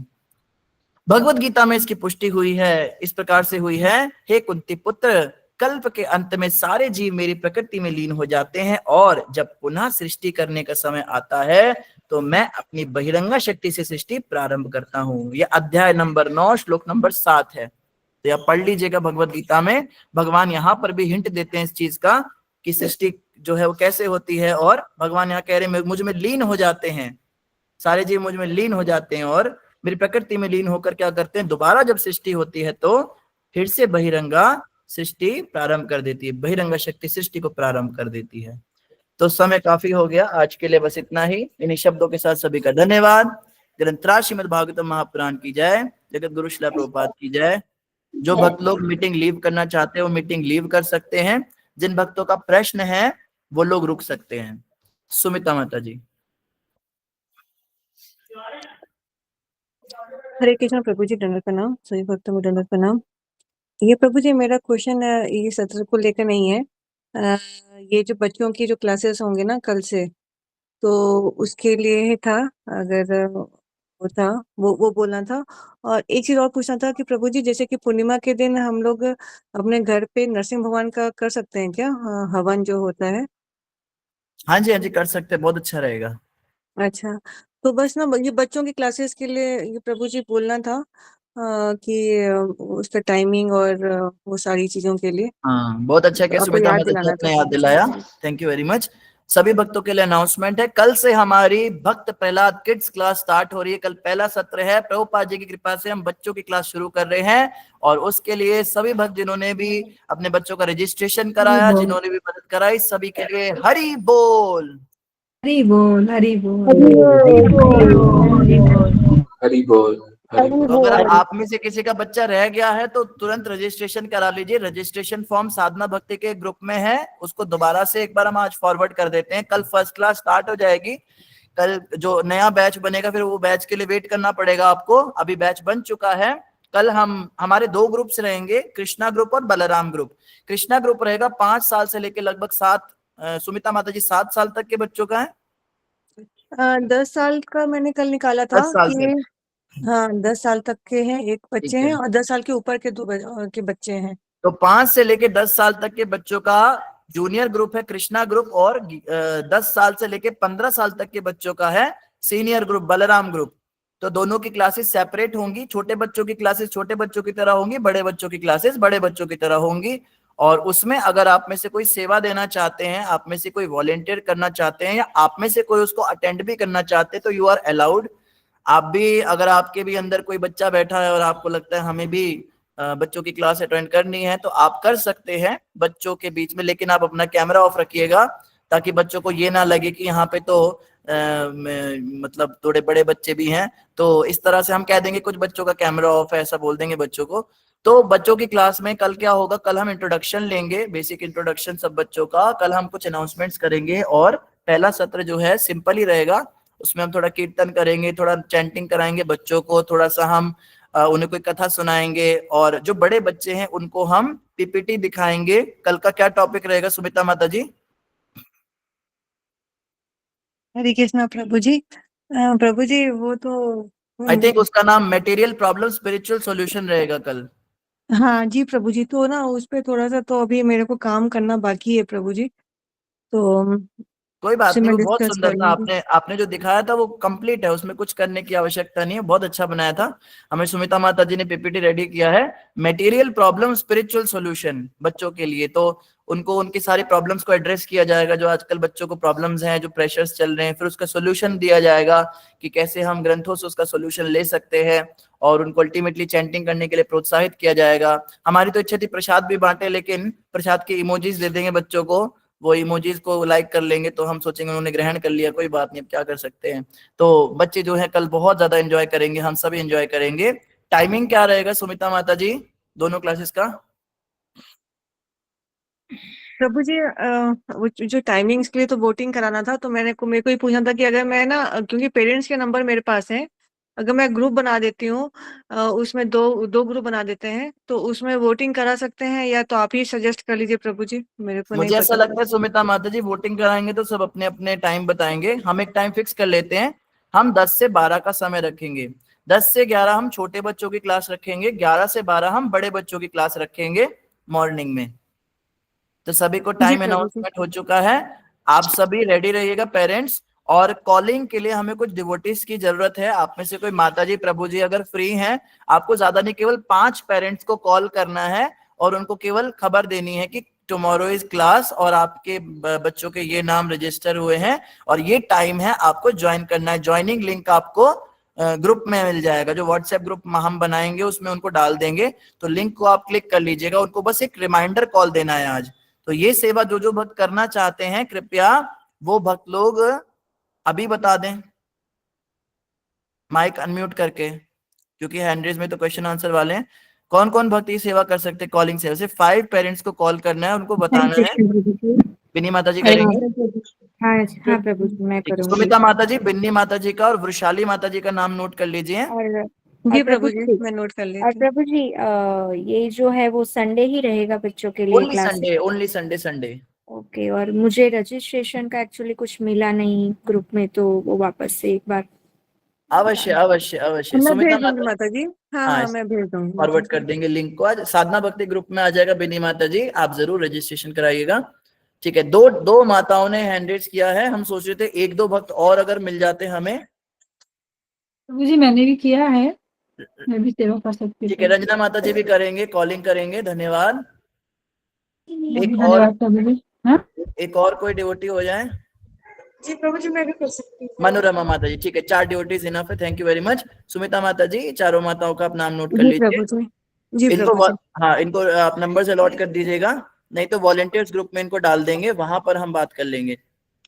जी प्रभु जी, हाँ डाल दे सकते हैं। Thank you very much Sumita माता जी। कुछ और अनाउंसमेंट है? नहीं प्रभु जी, यही था प्रभु जी। तो मैं ग्रुप बना लूँ ना मेरे को? हाँ जी, आप क्रिएट कर दीजिए। जी धन्यवाद। तो एक चीज और पूछा था प्रभु जी, जैसे कि ये बड़े बच्चों का और छोटे बच्चों का अलग अलग ग्रुप है ना, तो छोटे बच्चों का कृष्णा ग्रुप है, और तो पूरा नाम क्या रहेगा? कृष्णा साधना भक्ति ऐसा रहेगा क्या? नहीं, उसका नाम रहेगा भक्त प्रहलाद किड्स कृष्णा ग्रुप। भक्त प्रहलाद किड्स कृष्णा। बीपी के और लिख एक और दीजिए, बीपी के कृष्णा ग्रुप और बीपी के बलराम ग्रुप्स। डीपी के ना? हाँ, बीपी के लिख दीजिए। जो डिस्क्रिप्शन वाला पार्ट होगा उसमें हम पूरा नाम और सब कुछ लिख देंगे। भक्त Prahlad is a class for such and such, वो पूरा हम बना के लिख देंगे मैसेज बाद में। बीपी के बोले ना प्रभु हाँ, जी? बीपी के हाइफन कृष्णा और बीपी के हाइफन बलराम। जी जी प्रभु जी, ठीक है प्रभु जी, हरे कृष्णा। धन्यवाद। प्रभु जी ये साधना भक्ति गुरुकुल में डाला है? क्योंकि मुझे पहले भी मैं देख रही हूँ तो मिल नहीं रहा है मुझे वो कुछ ऐसा लिंक। कोई मैं बात डाल नहीं देती हूँ माता माता जी, जी, अभी दोबारा के डाल अभी हम देती हूँ दोबारा माता डाल जी। देते हैं, ये आ जाएगा आपके पास। ओके प्रभु जी। तो कल से भीष्म पंचक शुरू है। आप सभी को भीष्म पंचक की हार्दिक शुभकामनाएं। All the very best. सभी भक्त लोग कमर कस लीजिए, क्योंकि इस बार भीष्म पंचक 4 ही दिन का आया है। 4 दिन हमने बहुत साधना करनी है, बहुत भक्ति करनी है और चैंटिंग अच्छे से करनी है। मॉर्निंग का जो चैंटिंग होता है वो 5 बजे तक होता है, हम 6 बजे तक उसको एक्सटेंड करना चाहते हैं। 4 दिन के लिए 6 बजे तक सब माला कीजिए। बहुत ज्यादा इमरजेंसी है, घर के अंदर कोई काम शुरू हो जाते हैं आपके, आप उनको बोल दीजिए भाई 6 बजे के बाद हम आएंगे। लेकिन अगर कोई स्कूल वाले हैं तो स्कूल के टीचर्स को तो नहीं बोल सकते भाई हमारे भीष्म पंचक चल रहा है, हमारा बेटा लेट आएगा। तो वो लोग तो है, थोड़ा सा एक्सेप्शन है। बाकी सब जो है कोशिश कीजिए सब काम इधर उधर करके। जो जॉब वाले हैं वो कोशिश कीजिए अपने जॉब आवर्स कम कीजिए। जो ओवर टाइम करने वाले हैं, डबल जॉब करने वाले हैं, उन सबसे प्रार्थना है कृपया करके भक्ति में टाइम लगाइए। 4 दिन लूट लीजिए, ये सेल सिर्फ 4 दिन की है। इन 4 दिनों के अंदर जो भी भक्ति की जाएगी, उसमें भी कल जो पहला दिन है एकादशी का, कल का दिन बहुत ज्यादा इंपॉर्टेंट है। तो कितना भी माला करेंगे, कितना भी चैंटिंग और साथ में डिवोटीज एसोसिएशन कर सकते हैं। किसी मंदिर में चले जाइए, इस्कॉन मंदिर नहीं तो किसी लोकल मंदिर में जाके बैठ के वहां माला करके आइए। और नहीं तो वैष्णवों को जो है दान वगैरह दीजिए, गौ माता को दान दीजिए, भर भर के अपने जितना हो सके पुण्य कमा लेना है। और भागवतम पढ़िए, दिन भर भागवतम में निकले और गीता पढ़िए। क्लास बिल्कुल मिस नहीं कीजिए, कल की क्लास जरूर आइए। अभी हो सकता है मैं ये बोल रहा हूँ कल मैं ही मिस कर दूं, तो मैं अभी कोशिश करूंगा कल मैं जरूर टाइम से आऊंगा। तो इस प्रकार से जो है ये 4 दिन जो है भीष्म पंचक के, और विशेष तपस्याएं लेनी चाहिए। विशेष, जैसे हमने पहले भी चर्चा की थी इसके विषय में, तो ये सारी बातें पहले ही हम कर चुके हैं, तो बस एक रिमाइंडर देना था। कल से भीष्म पंचक शुरू हो जाएगा। हरे कृष्णा जी। आदिनारायण प्रभु जी। प्रभु जी आज ज्योति माली माता जी का बर्थडे है, उन्हें आशीर्वाद दें। हरे कृष्णा ज्योतिमली माता जी, आपको जन्मदिन की बहुत बहुत शुभकामनाएं। सभी भक्त माता जी के लिए हरे कृष्ण महामंत्र जपेंगे। हरे कृष्णा हरे कृष्णा हरे राम हरे हरे हरे कृष्णा हरे कृष्णा हरे राम हरे राम हरे हरे हरे कृष्ण कृष्ण हरे राम राम ज्योति माता जी, हाँ धन्यवाद सभी का। ज्योति माता जी हमारे ग्रुप की बहुत ही पुरानी मेंबर हैं, मुझसे तो खैर सभी पुराने हैं तो, लेकिन माता जी जो हैं वो उनकी सेवा भावना बहुत अच्छी है। माता जी हमेशा उत्साहित रहती है, मैंने इनको देखा, इनके अंदर उत्साह कभी कमी नहीं होता। इनको कोई सेवा बताओ तो हाँ जी प्रभु जी हो जाएगा। और हम देखते हैं कुछ भक्त ऐसे होते हैं जिनके जीवन में थोड़ी सी समस्या आती तो भक्ति से खिसक जाते इधर उधर। तो मैंने देखा माता जी के जीवन में कितनी भी समस्याएं आ जाएं, वो भक्ति के साथ कभी कॉम्प्रोमाइज नहीं करते हैं। अपनी साधना, अपनी भक्ति और अपना वैष्णवों के प्रति इनका विशेष भाव है, जो गुण मुझे बहुत अच्छा लगता है। कभी किसी की निंदा नहीं करते, कभी किसी के बारे में बुरा नहीं सोचते।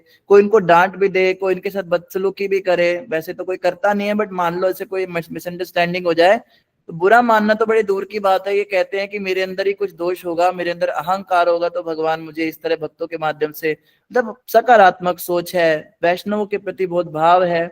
और मंदिर के अंदर भी इनका बहुत अच्छा ट्रैक रिकॉर्ड है, मंदिर के सभी भक्त इनकी तारीफ करते हैं। वहां पर भी बहुत सेवाएं करती हैं। पठानकोट मंदिर के लिए भी अभी माता जी ने, और सभी प्रकार के योगदान, तन से भी, मन से भी, धन से भी, तीनों तरह से माता जी जितना अब गृहस्थ जीवन में होकर जितना कर सकती है माता जी करती हैं। पीछे ये इन्होंने कीर्तन भी रखाया था अपने घर में, तो मैंने इनकी फैमिली का एनवायरनमेंट देखा, लेकिन बहुत ज्यादा फेवरेबल नहीं है इनकी फैमिली। सब लोग मतलब इस्कॉन की स्पेलिंग भी कोई जानता नहीं होगा इनके घर में, ऐसी ऐसी इनके घर में। लेकिन इनको देखकर आपको लगेगा नहीं, इनको देखकर आपको लगेगा जैसे किसी डिवोटी फैमिली में रहती होंगी, क्योंकि तिलक भी लगाएंगी और सब भक्ति की बातें भी करेंगी, फिलॉसफी भी जानती हैं। तो जैसे, चलो ये शब्द अच्छे नहीं है बोलने वाले, पर जैसे लंका में विभीषण रहते हैं, ऐसा इनकी रहनी है। और वहां पर रहकर ये भक्ति कर पा रहे हैं। और इनका बेटा भी बड़ा अच्छा है, उनसे भी मैं मिला, इनके बेटे से मेरा विशेष प्रेम भी है, वो भी मुझे बहुत पसंद करता है। मैं जाता रहता हूँ इनके घर पे, तो वो भी बड़ा भक्त है। उसी से पता चलता है, उनको भी बड़े अच्छे संस्कार देती हैं। और इनके जो हस्बैंड हैं, इनके पति हैं, उनको भी इन्होंने भक्ति में बहुत पुश करने का प्रयास किया है। और इनके जो ये प्रयास हैं उनकी रंगत भी आ रही है। और माता जी जो हैं सभी को भक्ति में जोड़ने की कोशिश करती है। माता जी बुक डिस्ट्रीब्यूशन में भी जाती हैं। बुक डिस्ट्रीब्यूशन करना किसी को पसंद नहीं होता, क्योंकि उसमें बड़ी मगजमारी होती है। हम फ्री में तो किताब किसी को भी दे देते हैं, मगर पैसे मांगकर किताब देना जो है हर किसी को अच्छा नहीं लगता। तो बुक डिस्ट्रीब्यूशन में भी माता जी बड़ी रेगुलर हैं। और फंड रेजिंग तो और भी मुश्किल काम है, किसी से मंदिर के लिए पैसे मांगना, क्योंकि गली मोहल्ले के लोग, और जिस तरह के मोहल्ले में माता जी रहती हैं पंजाब के अंदर, वो भी ऐसा मोहल्ला है कि आप अगर कुछ मांगने चले जाओगे तो लोग आपके ऊपर 10 तरह के एलिगेशंस लगा देंगे। मतलब बड़ी विपरीत परिस्थितियों में रहकर भी माता जी जैसे तैसे सब कुछ कर लेती हैं। तो ये माता जी का गुण है। मैं भी माता जी को देखकर बहुत प्रोत्साहित होता हूँ। और सबसे बड़ी बात तो हमें ये ग्रुप माता जी ने ही दिया है, तो मैं तो नहीं जानता था साधना भक्ति नाम का कोई ग्रुप भी है। ज्योति माता जी के माध्यम से ही मैं जुड़ा हूँ, तो मेरे ऊपर तो इनका बड़ा ऋण है। सभी वैष्णवों का, आप सबका, आदिनारायण प्रभु जी हैं यहाँ पे, और भी सीनियर भक्त हैं, आप सबका मुझे संग मिला, ये सब ज्योति माता जी की कृपा है। तो मुझे तो बहुत इनके प्रति बहुत ही धन्यवाद की भावना है। तो ज्योति माता जी, आज आपका जन्मदिन है, आपके चरणों में प्रार्थना है कि मुझसे कोई अपराध हुए तो आप कृपया मुझको क्षमा कीजिएगा। और इसी प्रकार से हमारे लिए भी प्रार्थना कीजिएगा, हम भी आपकी तरह कुछ गुणों को आत्मसात कर सके। हरे कृष्णा।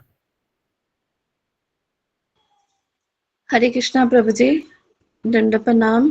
सुन रहे हैं प्रभु जी? यस माता जी, सुन रहे हैं। प्रभु जी, आपने तो इतना कुछ कह दिया जो कि मेरे अंदर बिल्कुल भी नहीं है।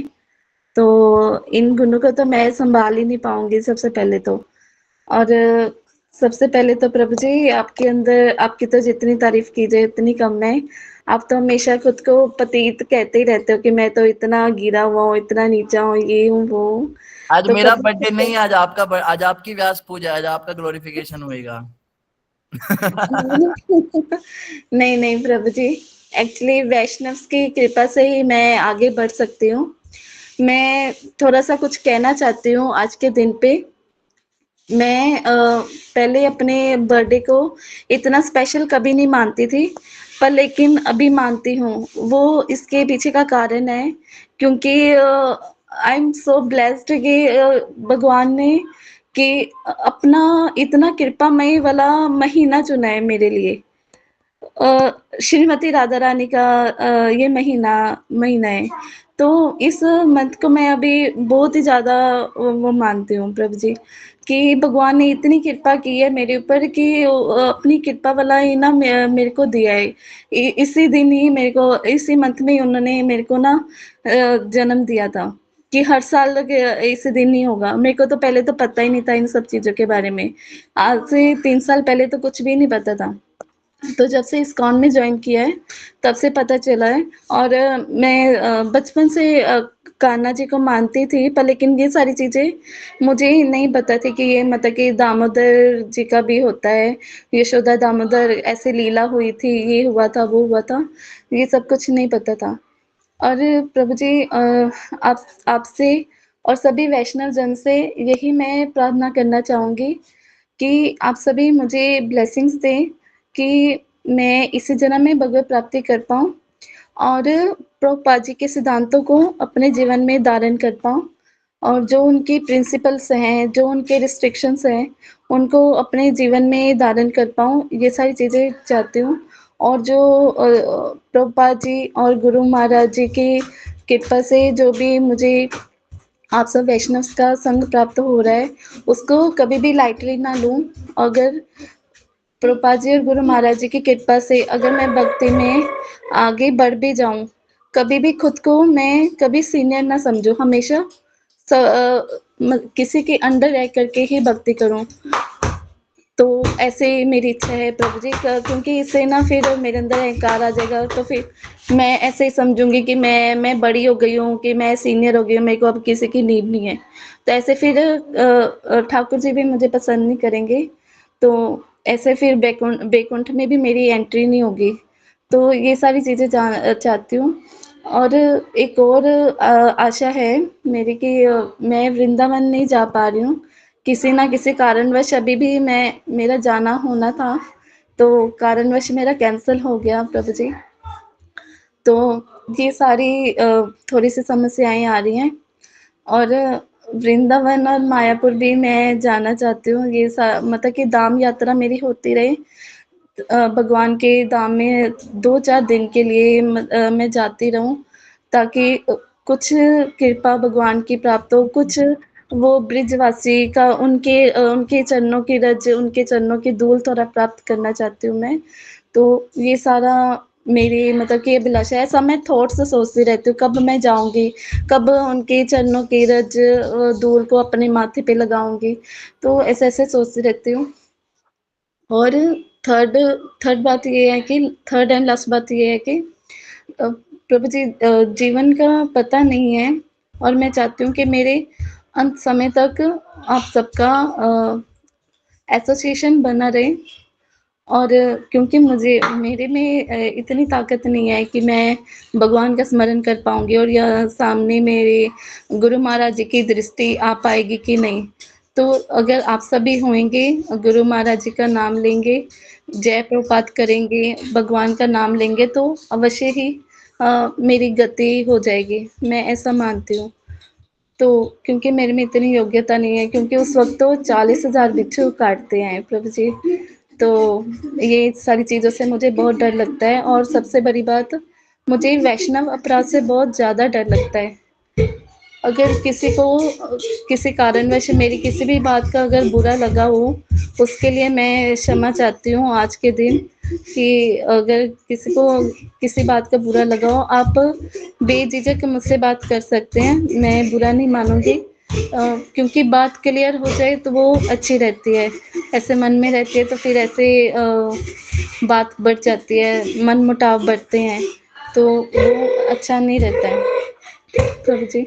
तो ये सारी चीज़ें मैं चाहती हूँ प्रभु जी, और बस आप सबका शेल्टर चाहती हूँ मैं। तो ऐसा ही है। और मेरे लिए कृपा चाहती हूँ आप सबसे कि मेरे लिए प्रार्थना कीजिए कि मैं गुरु महाराज जी के योग्य बनने का प्रयास कर सकूं, जो कि मुझसे नहीं हो रहा है। तो उनके योग्य बनने का प्रयास कर सकूं और उनके योग्य बन सकूं और गुरु महाराज मुझे अपनी बेटी के रूप में स्वीकार कर लें प्रभु जी। ये थोड़ी सी अभिलाषा है मेरी, थोड़ी सी नहीं है, बहुत ज़्यादा है अभिलाषा। तो ये आप सभी वैष्णव जन ही पूर्ण कर सकते हैं। तो धन्यवाद प्रभु जी। आई हैव नो वर्ड्स कि मैं कैसे एक्सप्लेन करूं, और है तो बहुत कुछ, एक्सप्लेन नहीं कर सकती प्रभु जी इतना ज़्यादा। धन्यवाद। हरे कृष्णा, दंड प्रणाम। अगर मेरी वाणी के थ्रू अगर किसी का हर्ट हुआ हो कुछ भी, तो उसके लिए भी क्षमा चाहती हूँ। हरे कृष्णा, दंड प्रणाम। जय धन्यवाद ज्योति माता जी। बहुत सुंदर करते हैं। बोलो ज्योति माता आविर्भाव तिथि महामहोत्सव की जय। जय। जय। ठीक है, धन्यवाद माता जी, बहुत सुंदर आपकी बातें। और निश्चित रूप से भगवान आपकी सारी अभिलाषाएं पूर्ण करेंगे। भक्ति की जितनी भी इच्छाएं होती है भगवान पूरी करते हैं। ठीक है, आगे बढ़ते हैं। अगली व्यास पूजा किसकी है? शिखा माता जी। हरे कृष्णा प्रभु जी, दंडवत प्रणाम। प्रभु जी, जैसे कि आज देवउठनी एकादशी माता जी ये है और तुलसी विवाह है, तो टाइमिंग भी बताया हुआ है 3:30 बजे से 5:30 बजे तक। तो प्रभु जी आज व्रत रहना था या नहीं रहना था? हमारे इस्कॉन के एकादशी कैलेंडर के अकॉर्डिंग कल एकादशी है, और जो तुलसी विवाह है वो हम 5 तारीख को मना रहे हैं, क्योंकि हम पूर्णमासी को मनाते हैं, हम एकादशी को नहीं मनाते। मतलब एकादशी को भी मना सकते हैं, ऐसा कोई नियम नहीं है, लेकिन जो वैष्णव कैलेंडर है उसमें 5 तारीख को तुलसी शालिग्राम विवाह दिया हुआ है। तो हम क्या करेंगे, 2, 3, 4, 5 4 दिन भीष्म पंचक होगा, 2 तारीख को हमारा एकादशी का व्रत होगा और 5 तारीख को तुलसी विवाह होगा, ऐसा। अच्छा, तो मतलब प्रभु जी आज तुलसी विवाह ना करूं? प्रभुपाद जी के हिसाब से चलेंगे तो अच्छा है। जी बाकी अगर आपको लगता है लोकल लोग सब आज ही कर रहे हैं, तो कोई प्रेशर है आपको, तो आप कर लीजिए। नहीं, ऐसा कोई प्रेशर नहीं है मुझे, इसीलिए मैं पूछ रही थी। अब प्रभु जी मैंने सुबह से व्रत रखा है, तो फिर मैं फिर आज खाना खा लूं? आप क्या चाहते हो? 2 दिन व्रत रखना चाहते हो तो रख लो, हम क्यों मना करेंगे। मेरे तो हाथ पैर सुबह ही कांप रहे थे प्रभु जी। मैंने दवा मैं व्रत रहती हूँ तो दवाई शाम को ही खाती हूँ, दिन में नहीं। अगर मुझे दवाई खाना पड़ा तो मैं फिर व्रत नहीं रहती हूँ। आप दवाई खा लो, खाना खा लो, और कल व्रत रखना। जी प्रभु जी, हरे कृष्णा, धन्यवाद। दंडवत हरे प्रणाम। कृष्णा। रेखा भंडारी माता जी। जी प्रभु जी, हरे कृष्णा, दंडवत प्रणाम। सभी भक्तों को दंडवत प्रणाम। प्रभु जी, वो जो भीष्म स्तुति है इन दिनों में गाई जाती है, वो 9.32 से 9.42 है, वही है क्या 10 श्लोक का? हाँ, बहुत सुंदर आपने याद दिलाया माता जी। भीष्म स्तुति गानी चाहिए इन दिनों में, और और भीष्म स्तुति प्रभु हम भी गाएंगे। प्रभु जी, आप वो मैं यही बोल रही थी स्टार्टिंग से कि आप वो गा के बताएंगे क्या, जिससे हमें भी गाने में आसानी हो। वैसे तो वो अध्याय आपने बताया है, एक एक श्लोक बहुत बार बुलवाया है, लेकिन वो उतना प्रैक्टिस नहीं हो रहा है, तो आप कल स्टार्टिंग में बताएंगे क्या? हाँ ना, मुझे याद है, मैंने भीष्म स्तुति गा के सुनाई भी थी एक बार। सुमिता माता जी से प्रार्थना है, वो जो गाई थी उसको कटिंग करके दोबारा से अपलोड कर देंगे यूट्यूब पे, उसका लिंक जनरेट कर देंगे। ऐसा हो सकता है सुमिता माता जी? हरे कृष्णा प्रभु जी। उसमें ना मेरे को कटिंग का एक बार देखना पड़ेगा कैसे कटिंग करते हैं, मैंने किया नहीं है। लेकिन मैं कर लेता हूँ उसको, वीडियो को डाउनलोड करके उसको कट करके फिर से अपलोड करना होता है, कोई वो मैं देख लूंगा। और प्रभु जी, वो बोलना ज्यादा अच्छा रहेगा हमारे लिए या सिर्फ सुनना, वो भी पूछना था भीष्म स्तुति। बोलना बोलना। जी उस वीडियो को देखकर बस तरज सीख लेनी है, 1-2 श्लोक देखकर आपको तरज आ जाएगी, फिर आप खुद पढ़िएगा। भीष्म स्तुति के जितने श्लोक हैं वो श्लोक का हम एक स्क्रीनशॉट डाल देंगे साधना भक्ति में, तो आप उसको जी देख देख के पढ़ लिया करना, नहीं तो पीडीएफ बना के डाल देंगे पर्सनल प्रभु जी, रीडिंग के लिए। आपने जैसे सिखाया था ना, वैसे मैंने 2 बार प्रैक्टिस किया 10 श्लोका बोलने का, तो थोड़ा ही हुआ है, पर आप एक बार बताएंगे तो अच्छा रहेगा कल। हाँ ना, बता देंगे, उसमें क्या बात है। जी ठीक है, धन्यवाद। हाँ बता देंगे, कोई बात नहीं। ठीक है, और तो कोई प्रश्न नहीं किसी भक्त का? ठीक हरे है। कृष्णा गुरु जी, दंडवत प्रणाम। हरे गुरु कृष्ण।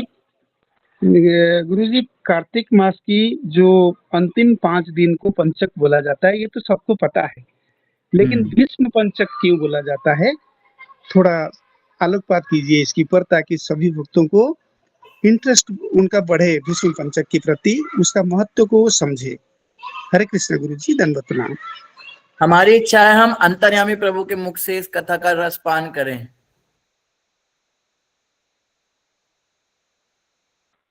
दंडवत गुरु जी, प्रणाम।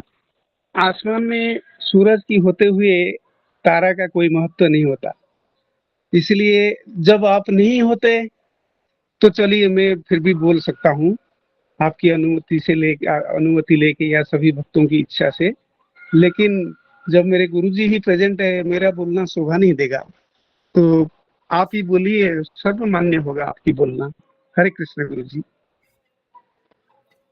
हम हमारे सबके गुरुजी प्रभुपाद जी हैं, हम सब उनके बच्चे हैं, और आपकी इतनी विनम्रता के लिए आपका धन्यवाद अंतर्यामी प्रभु जी। पर हम चाहेंगे आपके मुख से श्रवण करना, क्योंकि हमें याद ही नहीं है इसको भीष्म पंचक क्यों कहते हैं।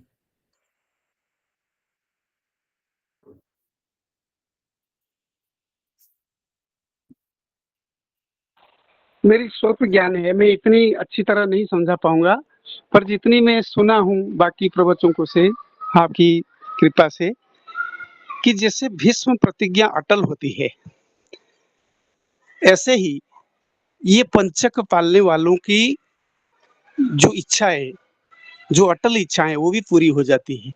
इसमें सबसे पहले तो नीति, और नीति नहीं बल्कि सुनीति की मतलब तहत इसको पालना होता है। इसकी रीति नीति और जो भी नियम है वो बहुत कठिन और कठोर है, उसको पालना होता है। इस नियम को जो नहीं पाल सकते उनको भीष्म पंचक करने से फिर उल्टा फल मिलता है। ये दूसरी बात है, भीष्म पितामह उत्तरायण गति को इसी दौरान ही प्राप्त हुए थे। ये 5 दिन के अंदर ही उन्होंने भगवान की सबसे ज्यादा ध्यान लगाए थे अपना मतलब मृत्यु को प्राप्त करने के लिए। वैसे तो उनको इच्छा मृत्यु मिली थी, लेकिन जो सूर्य है वो इन दिनों में उत्तरायण मतलब हो जाते हैं, तो इसलिए पवित्र धर्म मास की समाप्ति के साथ साथ इन 5 दिनों को बहुत ही ज्यादा मतलब धार्मिक माना जाता है और कल्याणकारी माना जाता है। ये है। और तीसरी बात है, जो भी इस व्रत को अपना रीति नीति और नियम के तहत पालेगा, पितृपुरुष खुश होते हैं, क्योंकि बोला जाता है कार्तिक के पूरे महीने में आपकी जितने दान धर्म कर्म पुण्य आप जितनी नहीं कर पाते, अंतिम 5 दिनों में उससे कहीं ज्यादा फल मिल जाती है। अतः जो भी स्वतः सावधान रहते हुए ये व्रत को पालेगा तो उसको बिल्कुल अपना इच्छा की अनुसार फल मिलेगा। जैसे भीष्म पितामह को इच्छा मृत्यु की वरदान मिली थी और उन्होंने जिंदगी भर, उनके गुरु परशुराम ने उनके साथ लड़ाई किया अंबा के चलते, लेकिन उन्होंने उनको ग्रहण नहीं किया। बेशक गुरुजी के साथ उनको लड़ाई करना पड़ गया, लेकिन बोलते हैं ना भीष्म प्रतिज्ञा, उनकी प्रतिज्ञा, भीष्म शब्द की अर्थ है भयावह, भयंकर पर सुंदर, ये है भीष्म शब्द की अर्थ। तो उनकी कठोर प्रतिज्ञा के चलते उन्होंने कभी भी अपना जिंदगी में कोई कंप्रोमाइज नहीं किया, चाहे उनको मृत्यु वरण करना पड़ा, भगवान के एग्नेस्ट में जाना पड़ा, लेकिन उन्होंने कभी भी अपना प्रतिज्ञा में अटल रहे। तो इसी प्रकार जो भी भक्त इस भीष्म पंचक का पालन करेंगे, बिल्कुल विधि की तहत, उनको पक्का फल मिलेगा। अगर किसी को भक्ति में अड़चन है तो उसके अंदर भक्ति की उद्रेक होगा। ये प्रभुपाद जी ने भी लिखी है इसकी महिमा के बारे में, आप उनका भी वाणी को श्रवण कर सकते हैं। तो बस मुझे इतने ही ज्ञान है गुरु जी, और तो मुझे कोई खास ज्ञान नहीं है। बाकी आप थोड़ी बहुत बता दीजिए। आप जानते हैं, मैं जानता हूँ, आपके मुंह से निकला हुआ वाणी बिल्कुल सच और बिल्कुल स्पष्ट होगा, सबके लिए मान्य होगा। हरे कृष्ण गुरु जी, दंडवत प्रणाम। बहुत धन्यवाद अंतर्यामी प्रभु जी, बहुत सुंदर तरीके से आपने सब कुछ बता ही दिया है। तो यही है भीष्म पंचक जो है, ये भीष्म प्रतिज्ञा लेनी होती है, इसलिए इसको भीष्म पंचक भी कहते हैं। और माता जी रेखा बंडाले माता जी हैं अभी?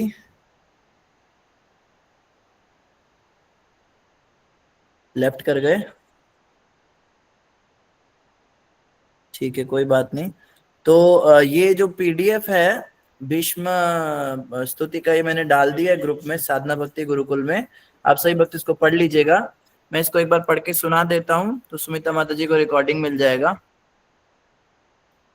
श्री भीष्म उवाच इति मति रूपा कल्पिता विद्वेषणा। हरे कृष्णा प्रभु जी, ये यस माता जी। जो समझ आती हूँ मैं अभी रिकॉर्डिंग ऑफ करके फिर से ऑन कर दूं क्या? वो पूरा फ्रेश आ जाएगा प्रभु जी। हाँ, आपके लिए आसानी पड़ेगी, ऐसा कर लीजिए। हाँ हाँ, बस 2 मिनट रुकेगा प्रभु जी, मैं रिकॉर्डिंग ऑफ करती हूँ। ठीक है, तो ये रिकॉर्डिंग तो चलती रहेगी। बाकी आप सभी भक्तों को बहुत बहुत धन्यवाद। ग्रंथराज श्रीमद् भागवतम महापुराण की जय, जगत गुरु श्रील प्रभुपाद की जय, गौर भक्तवृंद की जय, वांछा कल्पतरुभ्यश्च कृपा सिंधुभ्यः च पतितानां पावनेभ्यो वैष्णवेभ्यो नमो नमः। आदिनारायण जी आज के लिए आ गया। हरे कृष्णा। बहुत बहुत धन्यवाद प्रभु जी। हरे कृष्णा, बहुत बहुत धन्यवाद। बहुत बहुत धन्यवाद, सही भक्तों का धन्यवाद। बस अब मैं रिकॉर्डिंग के लिए रुका हूँ, बाकी सब भक्त लोग लीव कर सकते हैं। धन्यवाद।